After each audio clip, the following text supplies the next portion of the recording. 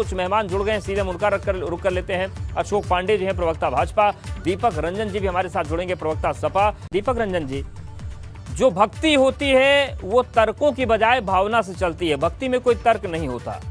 लेकिन आपके बड़े नेता ने जो तर्क प्रस्तुत किए रामचरितमानस को लेकर, फिर आपके राष्ट्रीय अध्यक्ष ने उस तर्क में तड़का लगाया, तमाम चीजें देखने को मिली। विधानसभा से पहले जब राम मंदिर की बात हो रही थी तो आप लोग बोले राम नहीं, हम परशुराम की प्रतिमा बनाएंगे।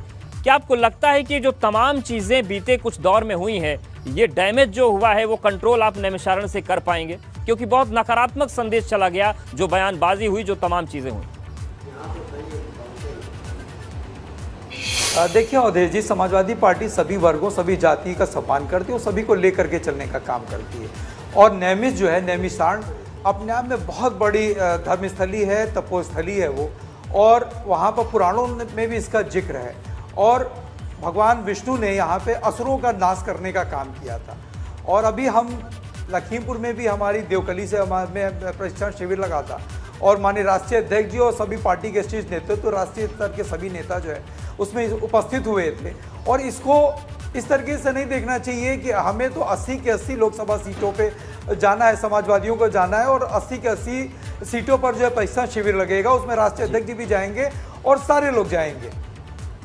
जी, तो ये जो कहा जी बिल्कुल ये, लेकिन ये जो धार्मिक रंग पर बात हो रही है, जो बीजेपी निशाना साध रही है आपके नैमिष जाने पर, आप लोग भी कह रहे हैं कि असुरों के संहार की धरती है, तो क्या आप मानते हैं कि धर्म का जो रास्ता है ये बहुत महत्वपूर्ण फैक्टर बनेगा 2024 में सपा के लिए भी? देखिए धर्म हर आदमी की आस्था है, धर्म हमारी भी आस्था है। ये जबरदस्ती क्यों धर्म के ठेकेदार बनने लगे हैं? ये इनसे क्या मतलब है? हम कहीं पर भी जाएं, हम कहीं पर भी अपना जो है शिविर लगाने का काम कर सकते हैं। ये क्या इन्होंने ठेकेदारी ले रखा है? इन्होंने धर्म का ठेका ले रखा है इन्होंने, कि सिर्फ यही हिंदू इन्हीं के हैं, हिंदू हमारे नहीं है।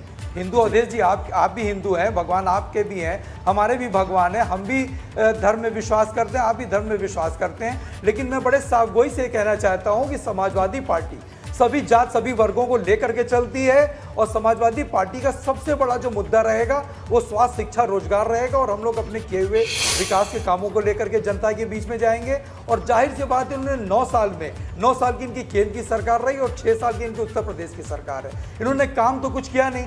ये वोटों का पोलराइज करने का काम करना चाहते हैं, राजनीति को ध्रुवीकरण करना चाहते हैं, और आपस में हिंदू, मुस्लिम, सिख, ईसाई को बांट करके जो है राजनीति करना चाहते हैं। समाजवादी पार्टी और जनता उत्तर प्रदेश की, इनके मंसूबों में जो है ये कामयाब नहीं हो पाएंगे। और अब की बार इनका सुपड़ा उत्तर प्रदेश से साफ होने, इनका सुपड़ा साफ होगा। अशोक पांडे जी, सवाल है उसके बाद क्या नैमिषारण्य में सपा क्या करने गई है? दीपक जी उसी सवाल पर फिर आ रहे हैं, क्योंकि ये सवाल बार बार उठ रहा है। जो संत समाज है वो भी ये सवाल उठा रहा है, बीजेपी भी सवाल उठा रही है। जिस तरीके से रामचरितमानस को लेकर चीजें हुई थी, यहाँ तक कि आपके पार्टी के एक बड़े नेता ने तुलसीदास को, लोग तुलसीदास जानते हैं लेकिन उनका तो उपनाम भी तुलसीदास दुबे खुलकर लिखना शुरू कर दिया था, और उन्हीं ऋषि मुनियों की धरती पर आप गए हैं। तो आपको लगता है कि ये जो चीजें हुई हैं बीते 2-4 महीनों में, 6 महीने में, ये बीजेपी बड़ा मुद्दा बनाएगी तो आपके लिए संकट हो जाएगा? नहीं, देखिए अवधेश जी, ये भारतीय जनता पार्टी के लोग खामखा जो है ये धर्म के ठेकेदार बनने की कोशिश कर रहे हैं। और अभी भारतीय जनता पार्टी के जो है बड़े योग्य प्रवक्ता, बड़े भाई आदरणीय आलोक पांडे जी, इन्होंने स्वास्थ्य, शिक्षा, रोजगार पर इन्होंने कोई बात नहीं की, ना इन्होंने महंगाई की बात की, ना इन्होंने बेरोजगारी की बात की। और ये पहुंच गए कोरोना काल में। अगर कोरोना काल की बात करें तो कोरोना काल में इतने लोगों ने अपनी जान गंवाई, हमने अपने रिश्तेदारों को खोया, मित्र या शुभचिंतकों को खोया, उन मौतों की जिम्मेदारी कौन लेगा? और ये लोग इतने ढीठ लोग हैं, ये लोग इतने बेशरम लोग हैं, ये लोग कहते हैं कि ऑक्सीजन की कमी से किसी की मौत नहीं हुई। तो क्या लोगों ने अपने हाथ से अपना गला दबा करके लोग मौत के मुंह में चले गए? और ये जो कह रहे थे कि कोरोना की वैक्सीन की बात कर रहे थे, किसी समाजवादी पार्टी के कार्यकर्ता ने या माननीय राष्ट्रीय अध्यक्ष जी ने मोदी की वैक्सीन नहीं लगवाई। हमने साइंटिस्टों के द्वारा तैयार की वैक्सीन हमने लगाने का काम किया। हमने मोदी जी की तरीके से उस पर अपना जो सर्टिफिकेट मिला उस पर अपनी फोटो छपवाने का काम नहीं किया।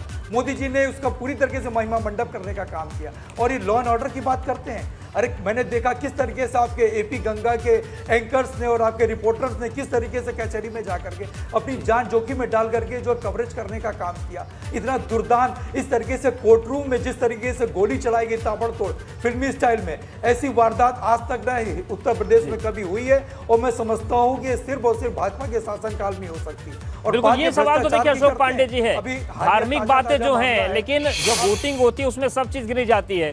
जो प्रयागराज में हुआ, जो लखनऊ की कचहरी में हो गया, ये चीजें आप मानते हैं अशोक जी? जी अवधेश जी, मैं इनके भ्रष्टाचार की भी बात, मैं इनसे आलोक जी के मैं भ्रष्टाचार की भी मैं बता दूं। जो देश के प्रधानमंत्री नरेंद्र मोदी जी हैं, उनके नाम से उन्होंने गुजरात अहमदाबाद में नरेंद्र मोदी स्टेडियम, जिसका उन्होंने इतना महिमा मंडप किया, इतना प्रचार करने में अरबों रुपए उन्होंने खर्च कर दिया। अभी एक बार इसने कलई खोल करके, ठीक है दीपक जी, इसका मैं जवाब ले लेता हूं, लेकिन जो सवाल मैंने पूछा था वो आपने सवाल छोड़ दिया। अहमदाबाद कि जिस तरीके से रामचरितमानस में चौपाइयों को घसीटा गया, जो हवा में उड़ गए, जय श्री राम कहा गया, इसको ये मानते हैं कि इससे जनता की नाराजगी आप नैमिषारण्य में दूर कर पाएंगे? आपने जो सवाल पूछा मैं अशोक जी से पूछूंगा, लेकिन मेरा सवाल छूट गया। हवा में उड़ गए जय श्री राम, रामचरितमानस की चौपाइयां, उसके बाद आपके राष्ट्रीय अध्यक्ष का पूरे देश में बखेड़ा खड़ा करना, आपको लगता है कि वो नाराजगी जो पैदा हुई उन वाक्यों से नैमिषारण्य में आप दबा ले जाएंगे उसको? दीपक जी नहीं, देखिए उत्तर प्रदेश की जनता जो है वो विकास के रास्ते पे चलना चाहती है।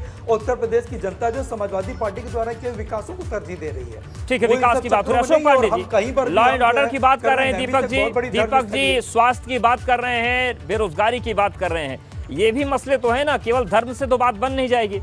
महंगाई की बात कर रहे हैं, भ्रष्टाचार की बात कर रहे हैं इनके।